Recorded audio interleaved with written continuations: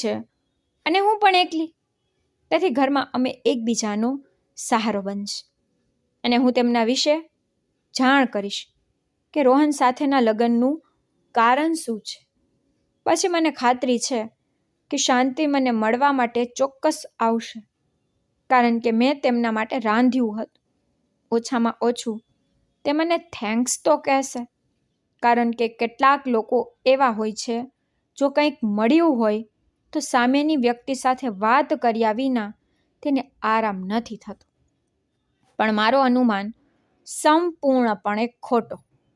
રાત થઈ ગઈ, પરંતુ શાંતિ આવી નહીં. જોકે મને વખાણ કરવાની કે વખાણ સાંભળવાની જરૂર તો ન જ હતી, ફક્ત શાંતિથી બે વાત કરવાનું મન હતું. તે રાત્રે ભાડું તો આવી ગયા હતા, તેથી કંઈ પણનો ડર તો નહોતો. હૃદયને દિલાસો મળ્યો તે વિચારીને કે ઘરમાં કોઈક હતું. હવે બહાર કૂતરાઓને ભસવાનો અવાજ હવે ડરાવતો નહોતો. જોકે વિકાસ જીવંત હતો તો મેં આ વસ્તુઓ વિશે વિચાર્યું જ નહોતું, કારણ કે વિકાસ મારી સાથે હતો. વિકાસ મને ખૂબ પ્રેમ કરતો હતો. દરરોજ રાત્રે તેની યાદમાં હું રડતી રહેતી. હું આ વિચારોમાં ડૂબીને સૂઈ ગઈ. ત્યારે અચાનક મારી આંખ મધ્યરાત્રિએ ખુલી તો પછી ખબર નથી કે મારું હૃદય શા માટે મોટેથી ધબકતું હતું. પછી મને ચીસોનો અવાજ આવ્યો, જાણે કોઈ સ્ત્રી મોટેથી ચીસો પાડી રહી હોય, દુઃખમાં હોય અને તેને મદદની જરૂર હોય. હું ડરમાં ધ્રુજતી હતી, પરંતુ બંને હાથથી કાન બંધ કર્યા જેથી અવાજ સંભળાય નહીં.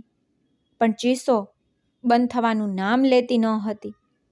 હવે મને પડસેવો આવવા લાગ્યો, પણ હવે શું કરવું તે હું સમજી શકી નહીં. આ ક્રોધાવેશમાં સવાર થઈ ગઈ. સવારે 5 વાગ્યે અવાજ બંધ થયો. પછી થોડી રાહત થઈ. પછી આંખો ખુલી જ્યારે 9 વાગ્યા હતા. પછી હું ગભરાઈ ગઈ. ચા બનાવી, હાથ મોં ધોઈ અને 1 કપ ચા લઈને ગેલેરીમાં આવી ત્યારે રોહન ફોન પર શેરીમાં ઊભા કોઈની સાથે વાત કરી રહ્યું હતું. તેને જોતા એવું લાગતું હતું કે તે ક્યાંક જઈ રહ્યો છે. જ્યારે ફોન પર વાત કરતી વખતે તેની નજર મારા પર પડી તે જોઈને તે થોડો હસ્યો અને પછી ત્યાંથી નીકળી ગયો. તેનો હુલિયો જોઈને એવું લાગતું હતું કે તે કદાચ તેની ઓફિસના કામ માટે જઈ રહ્યો છે. કેટલીક વાર મેં મારા મગજમાં વિચાર્યું, શાંતિ સાથે વાત કરવાની સારી તક છે, કારણ કે તે ઘરે આવી ત્યારથી હું તેને મળી ન હતી અને તેની સાથે બેસીને વાત કરવા માંગતી હતી. તેથી મેં વિચાર્યું કે ઝડપથી કામ પૂરું કરું અને નીચે જાઉં અને શાંતિથી વાત કરું. પછી બધા કામ ઝડપથી પૂરા કરી હું નીચે પહોંચી અને દરવાજો ખટખટાવ્યો, પરંતુ કોઈએ દરવાજો ખોલ્યો નહીં. પછી ત્યાં ઊભા રહીને મેં વિચારવાનું શરૂ કર્યું કે હું કેટલા સમયથી દરવાજો ખખડાવી રહી છું. હજી કેમ કોઈ બોલતું નથી?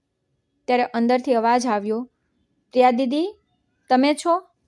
તે શાંતિનો અવાજ હતો. મેં કહ્યું, હા શાંતિ ભાભી, દરવાજો ખોલો, હું છું પ્રિયા. જ્યારે તેને દરવાજો ખોલ્યો તો તેની આંખો આંસુઓથી ભીની હતી.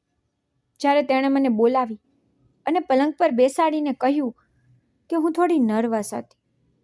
હું સમજી શકતી નથી કે કોઈને અંદર બોલાવું કે નહીં.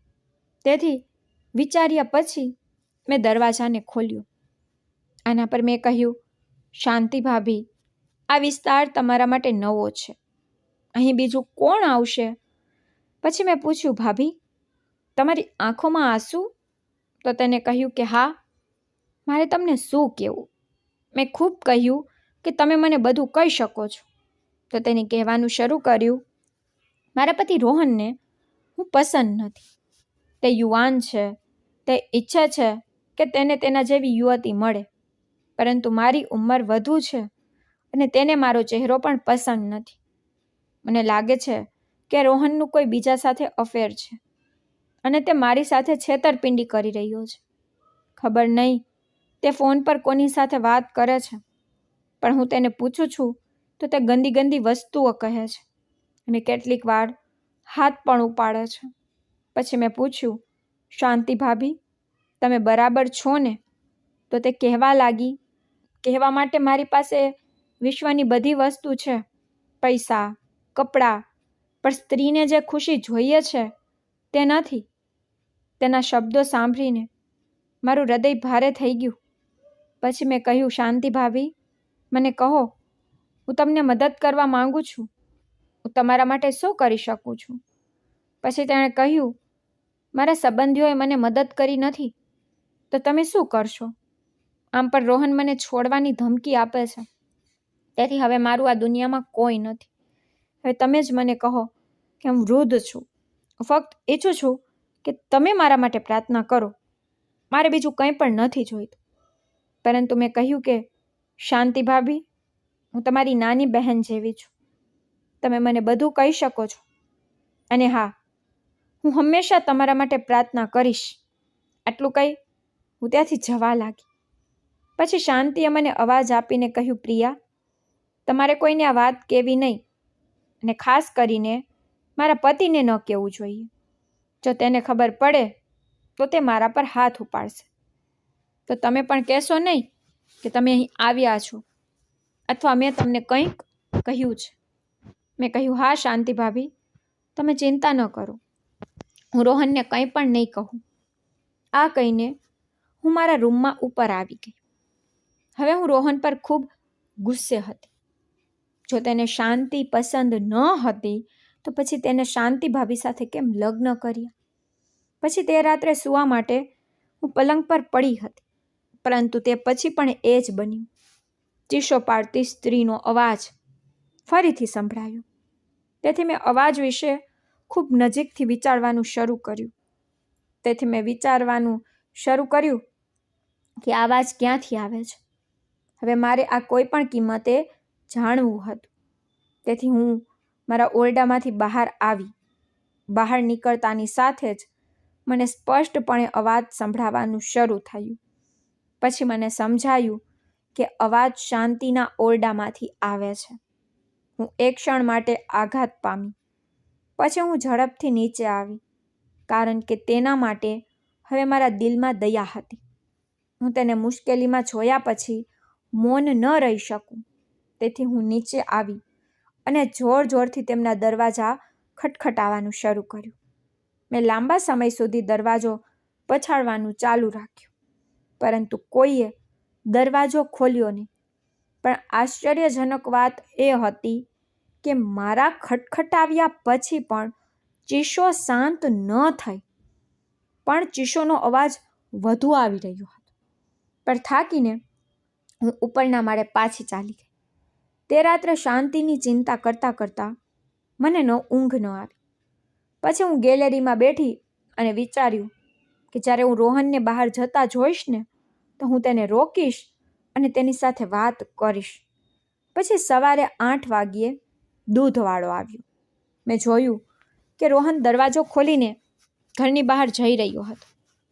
મેં તેને અવાજ આપ્યો તો રોહનના ચહેરા પર ગભરાહટ સ્પષ્ટ રીતે દેખાઈ રહી હતી. પરંતુ તે મારી સામે ઊભો હતો અને કહ્યું, હું જાણું છું કે તમે શું કહેવા માંગો છો. તેણે કહ્યું, તમે શાંતિની ચિંતા કરો છો કે તે રાત્રે કેમ ચીસો પાડે છે? પરંતુ મારી પાસે તેનો કોઈ જ ઉપાય નથી. જો તમારી પાસે કોઈ રસ્તો છે તો મને પણ કહો. પછી મેં જોયું કે રોહનની આંખોમાં આંસુ હતા. તેથી મેં કહ્યું, મને કહો કે પહેલાં આ વાતનો અર્થ શું છે? તે કેમ રડે છે? પછી હું તમને કોઈક રીતે કંઈ કહી શકું છું. રોહને પછી મારી આંખોમાં આંખો નાખી અને કહ્યું કે સૌથી મોટી સમસ્યા તે છે કે તે મારા પર ખૂબ શંકા કરે છે. આ સાંભળીને મેં તેની તરફ આશ્ચર્યચકિત થઈ જોયું. પછી તે હળવાશથી હસી પડ્યો અને કહ્યું, તમે મારા દેખાવને કાળજીપૂર્વક જુઓ અને પછી શાંતિ તરફ જુઓ. બંને વચ્ચે કેટલો તફાવત છે. જો હું ઈચ્છતો હોત તો એક યુવાન એક સુંદર છોકરી સાથે લગ્ન કરી શકત, પરંતુ મેં બધાને છોડી દીધા અને શાંતિને પસંદ કરી, કારણ કે તે અનાથ હતી. પરંતુ હજી પણ તે મારા પર શંકા કરે છે. પછી તેને આગળ કહ્યું, મારી એકમાત્ર ભૂલ એ હતી કે મેં તેને અનાથ સમજી અને તેની સાથે લગ્ન કર્યા, કારણ કે તે મારા ઘરની નોકરાણી હતી. મને તેની સ્થિતિ જોવાનું પસંદ નથી. તેથી મેં વિચાર્યું, હું તેની સાથે લગ્ન કરીશ. હું તેને મારું નામ આપીશ.